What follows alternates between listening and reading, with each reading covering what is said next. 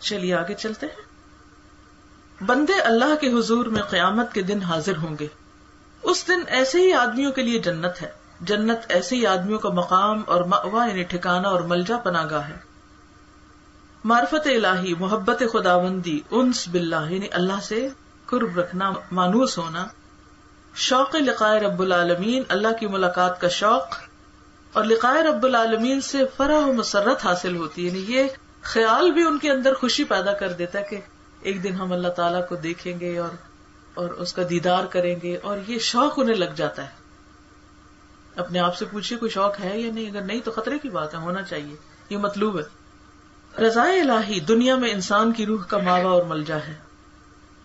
دنیا میں جب ایسے آدمی کا ماوا و ملجا یہ جنت اور ایسی جنت ہے تو پھر معاد اور آخرت کا کیا کہنا. یعنی انسان اپنے آپ کو پرکھتا رہے. جب اسے اللہ کی رضا حاصل ہوگی تو اس کے دل میں ایک ٹھنڈک ہوگی، مشکلات کے باوجود ایک اطمینان ہوگا. تو کہتے ہیں کہ دنیا میں بھی انسان کو وہ جنت ملنے لگتی ہے، تو آخرت کا تو کیا ہی کہنا. یقیناً جنت الخلد اس کا مأویٰ، ملجا اور ٹھکانہ ہوگی. پس جو آدمی دنیا کی اس جنت سے محروم رہا وہ جنت الخلد سے یقیناً محروم رہے گا. یعنی ابرار اللہ کے نیک بندے اگرچہ بظاہر تنگ عیش نظر آئیں، یعنی دنیا میں ان کے حالات بہت اچھے نہ بھی ہوں، مصیبتوں میں ہوں، مشکلات میں ہوں، تکلیفوں میں ہوں، لیکن وہ نعمت اور راحت ہی میں ہوں گے.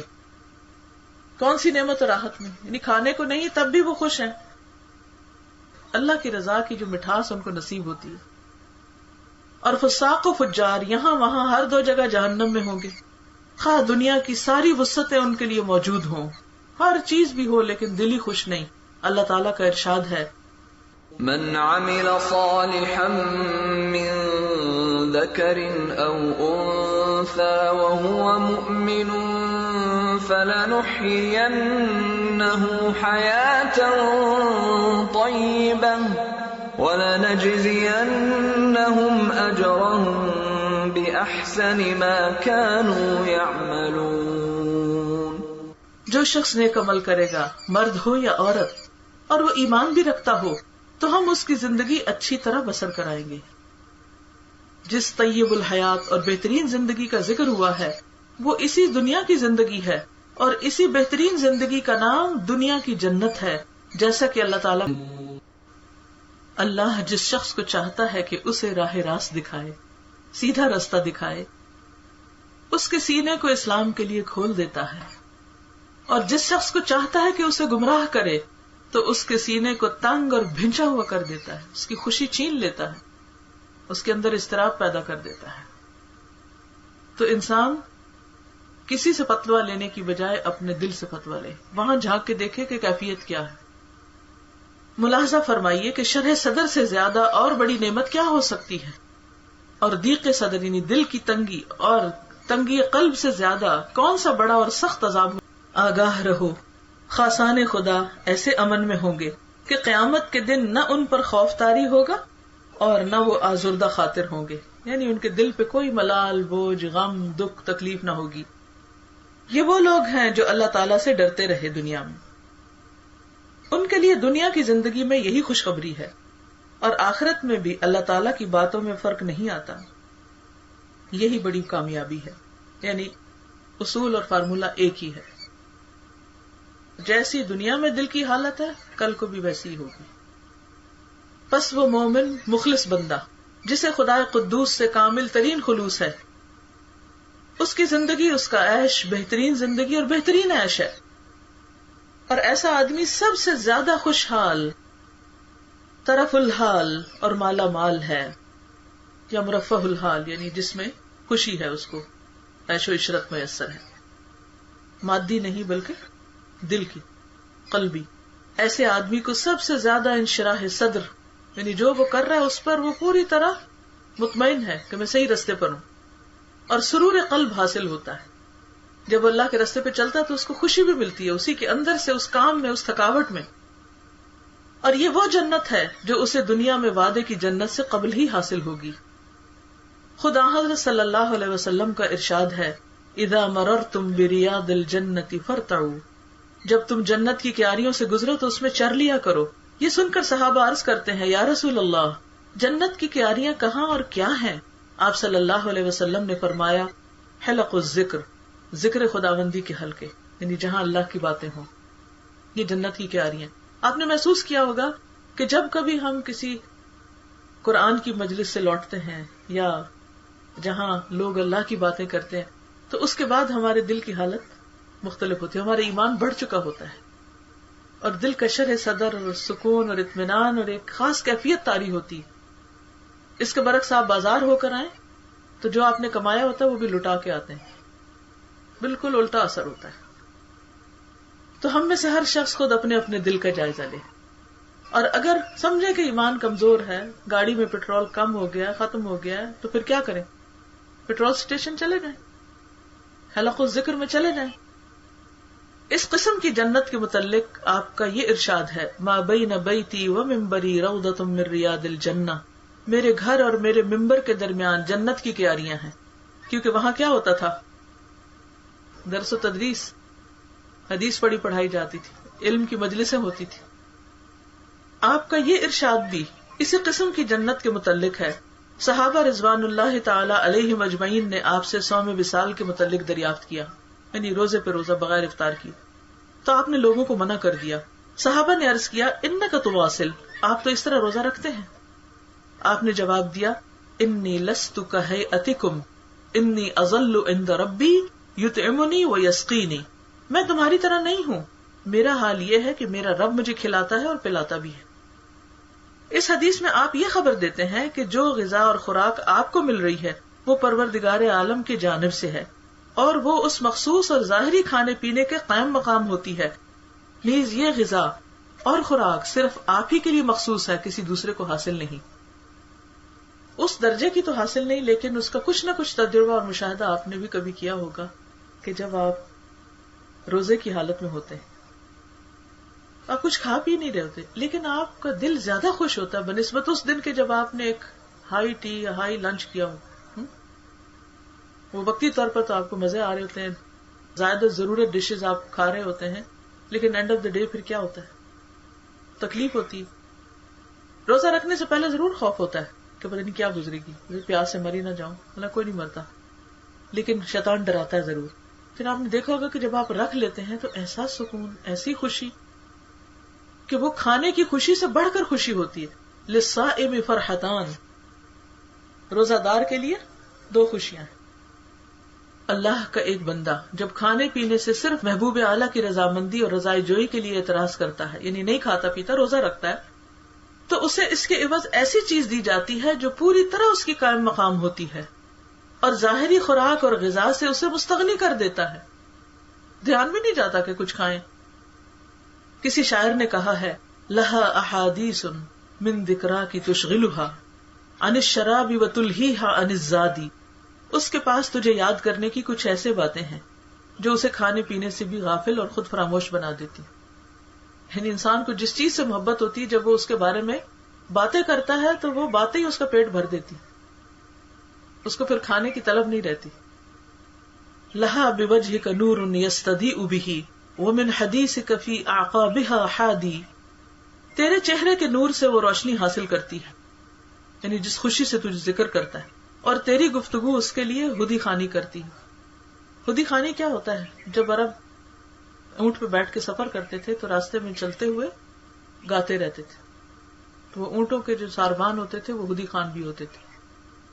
جیسے اب تو اس کا الٹرنیٹ لوگوں نے نکال لیا ہے، کیا واک کرتے ہوئے بھی کانوں میں کچھ لگا ہوتا ہے، گاڑی میں بیٹھتے ہی اس کو ایسا سیٹ کیا ہوتا ہے کہ وہ آپ گاڑی کو چابی لگائے تو وہ ساتھ ہی آن ہو جاتا ہے۔ تو کچھ لوگوں کی غذا یہ ہے، گھر باہر گاڑی میں کھانے سونے جاگنے، ہر میوزک میوزک میوزک، اور کچھ لوگوں کے لیے غذا کچھ اور ہے۔ تو ہر ایک کی اپنی اپنی غذا ہے۔ اذا اشتقت من کلال السیر اوعدها روح اللقاء فتحیی عند میعادی، جب سفر کی تکان کی اسے شکایت پیدا ہوتی، کس کو؟ ساربان کو، تو ملاقات کی روح اسے وعدہ دے کر ایک میعاد تک کے لیے پھر زندہ کر دیتی۔ یعنی مثلاً آپ کہیں سفر کر کے جا رہے ہوں، سفر طویل بھی ہو، مشکل بھی ہو، جیسے حج کا سفر ہوتا ہے یا دنیا میں بھی اگر آپ کسی عزیز سے ملنے کے لیے جا رہے ہیں، اپنے بچے کو دیکھنے جا رہے ہیں، کچھ بھی، تو لمبا سفر بھی کیسا ہو جاتا ہے؟ جو ہی آپ کو خیال آتا ہے کہ اچھا ملاقات ہوگی فلاں سے، تو آپ کو ساری تھکاوٹ اتر جاتی. ہر وہ چیز جس کا وجود بندے کے لیے مفید اور بندہ اس کا محتاج ہے، اس کا فقدان بندے کے لیے سخت موجب تکلیف ہوگا. اسی طرح کسی چیز کا نہ ہونا بندے کے لیے نافع ہے تو اس کا وجود اس کے حق میں سخت تکلیف دہ ہوگا.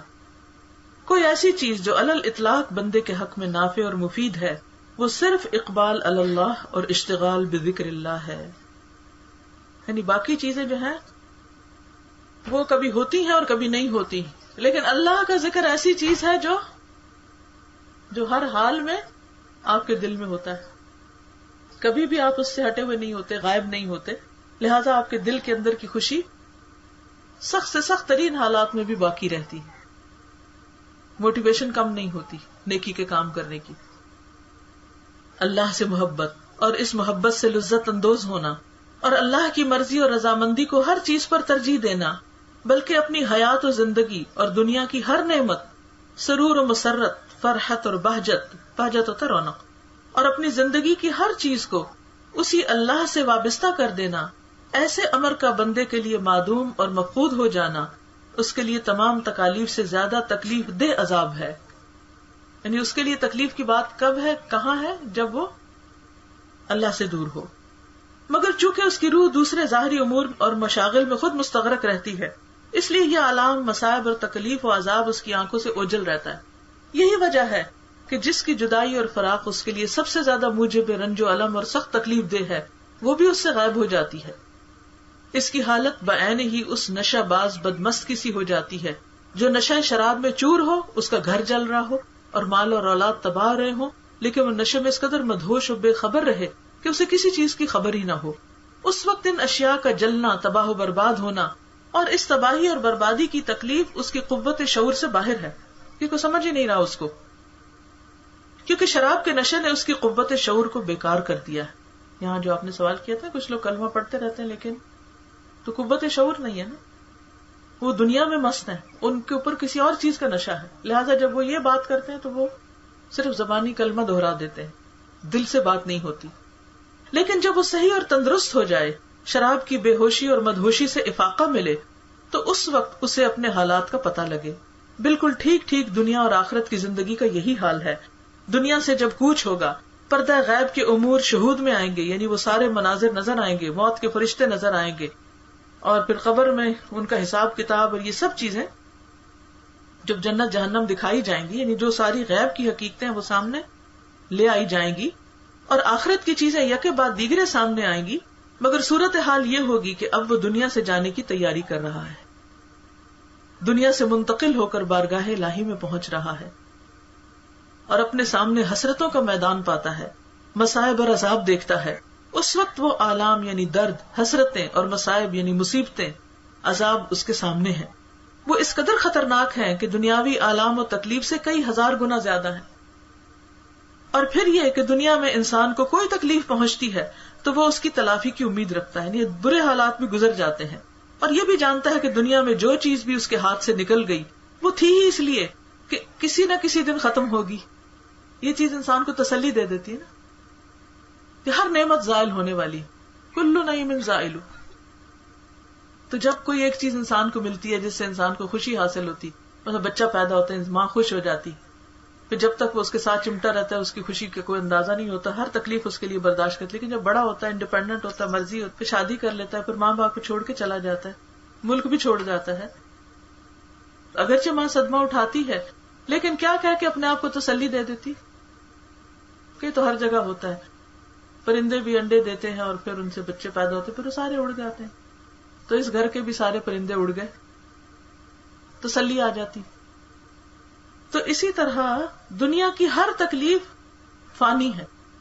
اگر آپ اس وقت کسی بھی تکلیف، ٹینشن، پریشانی کا شکار ہیں، کسی بھی عذاب کا، تو بس یہ یاد رکھے کہ یہ جلد ختم ہو جائے گی، اس میں باقی نہیں رہنا.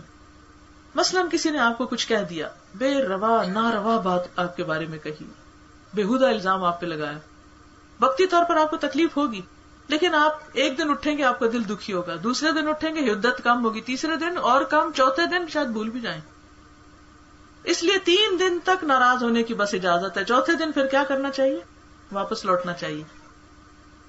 اور یہ بھی جانتا ہے کہ دنیا میں جو چیز بھی اس کے ہاتھ سے نکل گئی، کوئی انسان ہے، کوئی مال ہے، کوئی چانس ہے کسی بزنس کا، وہ تھی اس لیے کہ کسی نہ کسی دن ختم ہوگی، فنا ہونے والی ہی تھی، باقی رہنے والی نہیں تھی. بتائیے اس شخص کا کیا حال ہوگا جس کی ایسی چیز ضائع ہو رہی ہے جس کا عوض اور بدلہ ہی نہیں ہو سکتا. کون سی؟ اس زندگی کا. یہ ایسی چیز ہے اگر ساری دنیا اور دنیا میں جو کچھ ہے سب کا سب ہی اس کے عوض دے دیا جائے تو یہ سب محض بے حیثیت ہوگا.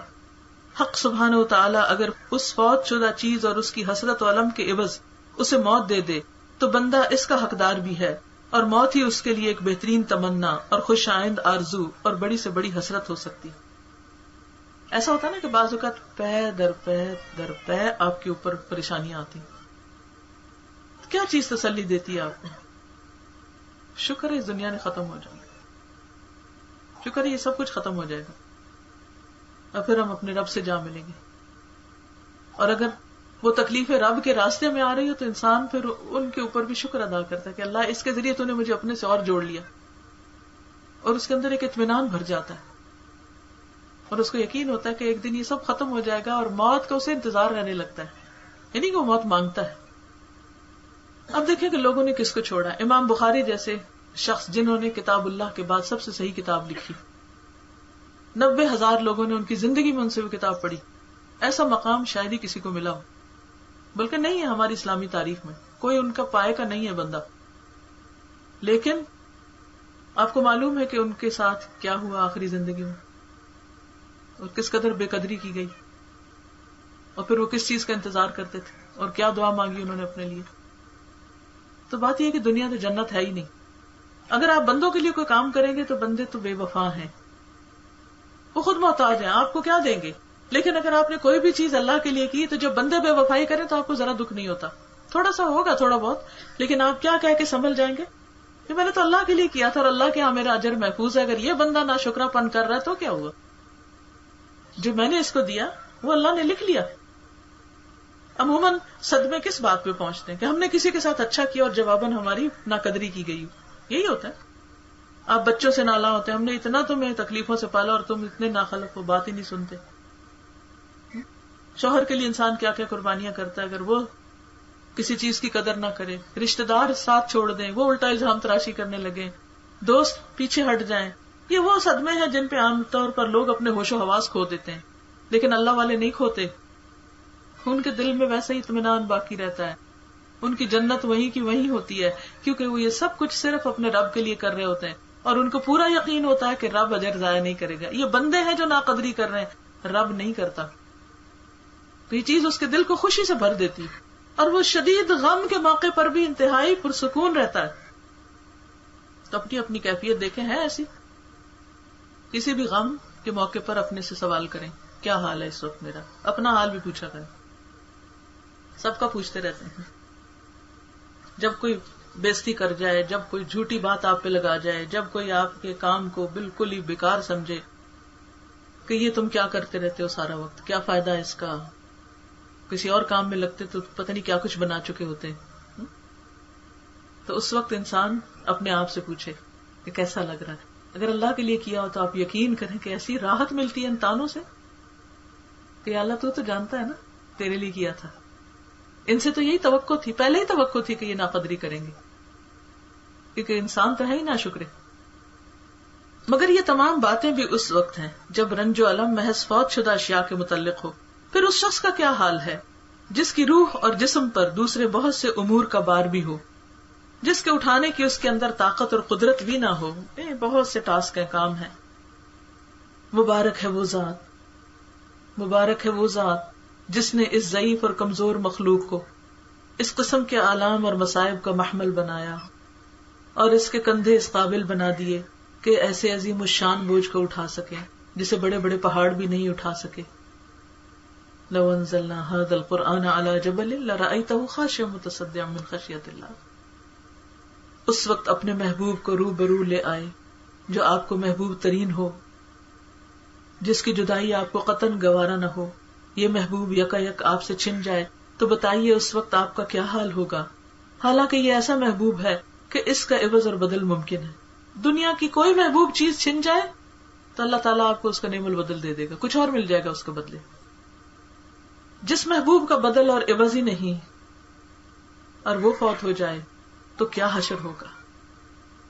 اگر ایمان کی حلاوت نصیب نہ ہوئی اور مرنے کے بعد پتہ چلا کہ وہ تو منافقوں میں نام لکھا ہوا ہے، اب تو کوئی موقع ہی نہیں کہ انسان اس کو بدل لے. اس وقت جو غم، دکھ، حسرت ہوگی وہ ناقابل بیان ہے. کسی شاعر نے کیا خوب کہا ہے، من کل شیء اذا ضیعته عوض وما من اللہ ان ضیعته عوض. تمہیں ہر چیز کا جو تم ضائع کر دو عوض مل سکتا ہے، لیکن اگر تو نے اللہ کو کھو دیا تو اس کا کوئی عوض اور بدل نہیں. اس کا کوئی عوض اور بدل نہیں. وہ ناراض نہ ہو، اس کی محبت دل سے نہ جائے، اس محبت سے اوپر کسی چیز کی محبت نہ آئے. کیونکہ بہت سے لوگ جب انہیں کوئی تکلیف آتی ہے تو اللہ ہی کو چھوڑ دیتے ہیں، دعا چھوڑ دیتے ہیں اور ناراض ہو جاتے ہیں اور دین کو چھوڑ دیتے ہیں. اور اللہ تعالیٰ بھی ضرور آزماتا ہے. وَنَبْلُوَ أَخْبَارَكُمْ، سب باتیں ٹیسٹ ہوں گی. جو کہتے ہو نا اس کا امتحان دینا پڑے گا.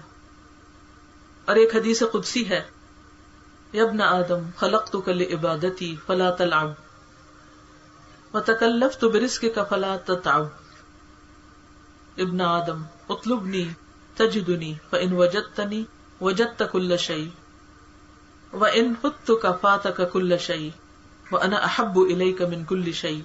اے آدم کے بیٹے، میں نے تجھے اپنی عبادت کے لیے پیدا کیا ہے، تو لہو لعب میں نہ پڑ جا، یعنی دل کی خوشی کے لیے بےہودہ بیکار کاموں میں مت مصروف ہو.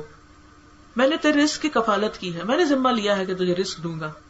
خواہ مخواہ تاب اور مشقت میں نہ پڑ، یعنی صرف رزق کی ہی ہم و غم میں نہ لگا رہے.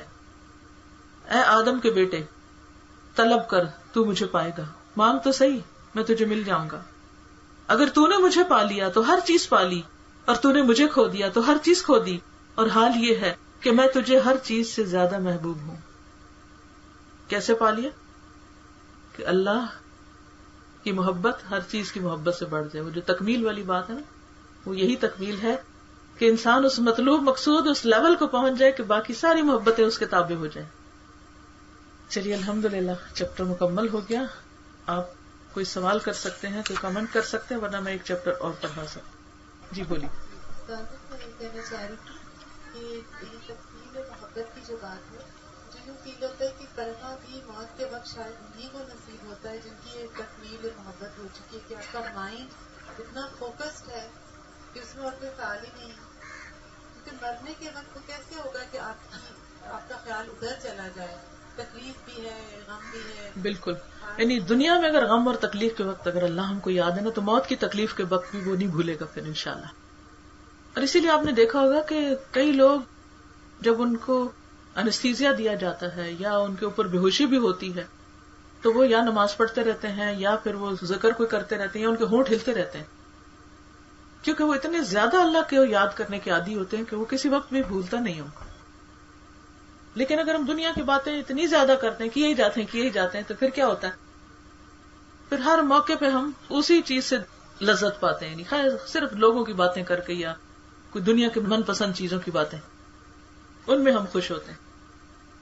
سرور قلب کا ذکر ہے جو نیکی کرنے کے بعد سرور حاصل ہوتا ہے.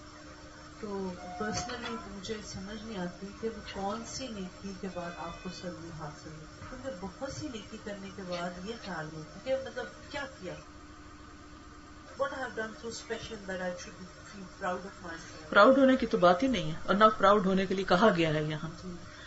یہ وہ حلاوت ہے جو انسان کو اندر سے محسوس ہوتی ہے، اس کو آپ شاید ڈسکرائب بھی نہ کر سکیں. جیسے میں نے بتایا نا کہ روزہ رکھ کے کیفیت کیا ہوتی ہے، کوئی یاد ہے آپ کو کیفیت کیا کیفیت ہوتی؟ ایک اطمینان اور ایک عجیب کیفیت ہوتی ہے جو روزے کے بغیر ہوتی ہی نہیں. اسی طرح جب آپ مشکل حالات میں بھی سچ بولتے ہیں تو پھر کیا ہوتا ہے، بظاہر آپ کے اوپر بہت ساری بچھاڑ ہو جاتی ہے لیکن اندر سے آپ کا دل سکون میں ہوتا ہے. نیکی اس لیے نہیں کی جاتی کہ ہم پراؤڈ ہوں اس پر. اس وقت نیکی کرنا جب کوئی نیکی کرنے کو پسند نہ کرے اور انسان جمع رہے اور نیکی کا اشتہار نہ دے کبھی. کیونکہ جب ہم نیکیوں کو اشتہار دینے لگتے ہیں اس سے بھی اس کا نور ختم ہو جاتا ہے.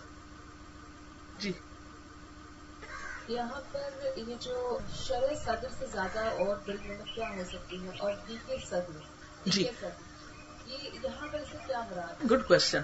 شرح صدر اور ذیق صدر سے کیا مراد ہے؟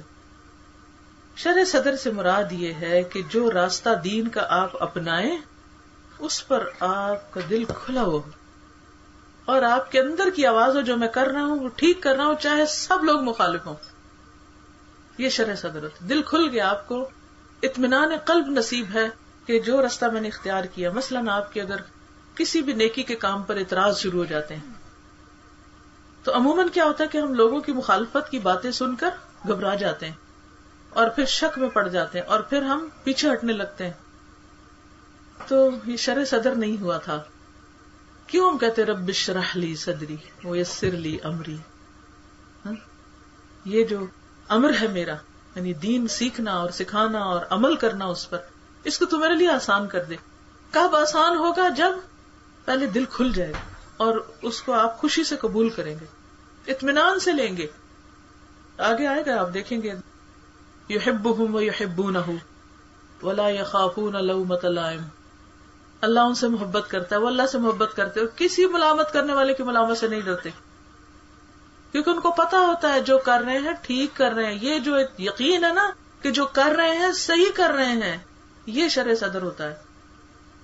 اور ضیق صدر کیا ہوتا ہے کہ انسان کوئی بھی کرے تو دل تنگ ہو، ہے پتہ نہیں فلانا کیا کہے گا، پتہ نہیں کیا ہو جائے گا، پتہ نہیں کون سی چیز بال ٹوٹ پڑے گا، پتہ نہیں میں ٹھیک بھی کر رہی ہوں یا نہیں، اور دل گھٹا ہوا اور بے چینی اور اضطراب. یہ نہیں ہونا چاہیے. یہ کیا بیاں ہر ایک سے دل کی حالتیں کرنی، فراز تجھ کو آئیں نہ محبتیں کرنی. کہ اگر اللہ سے ہم محبت کرتے ہیں تو وہ صرف اس کے لیے خالص ہونی چاہیے، لوگوں سے ہم نیت کا خلاف کر لینا. اور ایک اور جگہ یہ مانتا ہوں بہت رات ہے اندھیرا ہے، گھٹن بھی ایسی کہ جس کی کوئی مثال نہیں، مگر تم محبتیں اور حوصلہ جمع رکھو، کہاں کہاں تیرا رب ذوالجلال نہیں. بالکل سارے بھی سہارے کٹ جائیں نا تو وہ سہارا بہرحال موجود ہے. اگر آپ نے وہ پکڑا ہوا ہے تو گھبرانے کی ضرورت نہیں. وہ ہے نا، اس کے لیے کر رہے، وہ ہے، وہ کبھی ضائع نہیں کرے گا، وہ کبھی نہیں چھوڑے گا. یہ یقین جو ہے یہ صرف اس وقت ہوتا ہے جب دل کھل جائے آپ جو کر رہے ہیں. اور یہ ہوتا ہے جب صحیح سچی دلیل آپ کے سامنے آ جائے، خالص چشمے کا پانی آپ کو مل جائے. جی وعلیکم السلام. آپ نے کہا تھا کہ امام بخاری کے ساتھ ان کے اینڈ میں کیا ہوا تھا، تو ہمیں اس کے بارے میں بالکل علم نہیں ہے، اگر آپ وہ بتائیں. بخاری کا کورس کیجئے، تفصیلات معلوم کیجئے. ٹھیک ہے، سب سے یہ کہوں گی کہ بخاری ضرور پڑھیے. واپس وطن لوٹے تھے نا تو وہیں سے ان کی مخالفتیں شروع ہو گئی تھی اور الزام تراشی. اور جیسے ہوتا یہ ہے کہ المعاصرت سبب المنافرہ، یہ جو معاصرت ہوتی ہے نا کہ جو آپ کے ساتھ کے لوگ ہوتے ہیں نا وہ بے وجہ آپ کے کام پر جیلس ہو جاتے ہیں. عموماً آپ نے دیکھا ہوگا کہ جو لوگ ماضی میں گزرے ہیں سب ان کی عقیدت رکھتے ہیں، لیکن اگر ہال کا کوئی اسکالر یا کوئی ان کے پیشے میں ان جیسا کوئی بھی آگے جانے لگے تو لوگ اللہ واسطے کا بیر رکھ لیتے ہیں اس سے بے وجہ، بغیر کسی دلیل کے، جھوٹی باتیں اس سے منسوب کرنے لگتے ہیں. السلام علیکم. وعلیکم السلام. تازہ جب میرا لاسٹ آپریشن ہوا تو میں جب ہوش میں آئی کافی سیریس تھا، تو میرے ڈاکٹر انکل نے مجھے انہوں نے میسج دیا، انہوں نے مجھے سنایا کہ سلطان محمود غزنوی نے اپنے غلام ایاز سے کہا کہ یہ میری رنگ لے لو اور اس میں وہ عبارت مین سینٹینس لکھوا دو جب میں اسے غم کی حالت میں پڑھوں تو میں خوش ہو جاؤں، اور جب میں بہت خوش ہوں تو یہ مجھے غمگین کر دے. تھوڑے دنوں بعد وہ انگوٹھی لوٹائی گئی تو اس میں لکھا ہوا تھا یہ وقت نہیں رہے گا، یہ وقت نہیں رہے گا. تو اس سے میں نے جو لرن کیا کہ اگر ہم اس بات کو لے کر خوش ہو بھی جائیں کہ ٹھیک ہے ہم پرابلم میں ہیں، یہ پرابلم گزر جائے گی، تو اسی خوشی پر ہمیں غمگین ہونے کی بھی ضرورت ہے کہ ہمارے پاس یہ جو وقت ہے جو ہمیں ملا ہوا ہے، ہم اس سے سیکھ رہے ہیں، سیکنگ آف نالج کر رہے ہیں، تو یہ وقت بھی ہمارے پاس نہیں رہے گا. سو ہمیں اپنی جو ہے وہ کوششیں بہت تیز کر دینی چاہیے. اور یہی چیز تقوی سے آتی ہے. پھر تقوی انسان کو ڈر میں رکھتا ہے نا کہ یہ موقع نہ چلا جائے، یہ کیفیت نہ بدل جائے. السلام علیکم ورحمۃ اللہ. میرا سوال یہ ہے کہ ابھی آپ نے کہا تھا نا کہ وہ محبت جو اللہ کے قریب کر دے وہ جائز ہوتی ہے، یعنی ایسی محبت کرنی چاہیے. لیکن یہ بھی تو پتا چلتا ہے کہ شیطان جب انسان کے سیدھے راستے پر بیٹھتا ہے وہ پہلے صحیح وہ دکھاتا ہے، بعد میں جو ہے وہ، تو ہم اس کو کیسے جسٹیفائی کریں گے؟ کیسے؟ دیکھیے جتنی جتنی شعوری حالت آپ کی بڑھتی جائے گی نا، تو شیطان کیا آپ کے اپنے اندر سے اٹھنے والے وسوسوں کو بھی آپ ڈیٹیکٹ کر لیں گے. تو دل میں نور آنے کی ضرورت ہے، فوراً پہچان ہو جاتی. اذا مسهم طائف من الشیطان تذکروا فاذا هم مبصرون. جزاکم اللہ خیرا. سبحانک اللہم وبحمدک نشہد ان لا الہ الا انت نستغفرک ونتوب الیک. السلام علیکم ورحمۃ اللہ وبرکاتہ.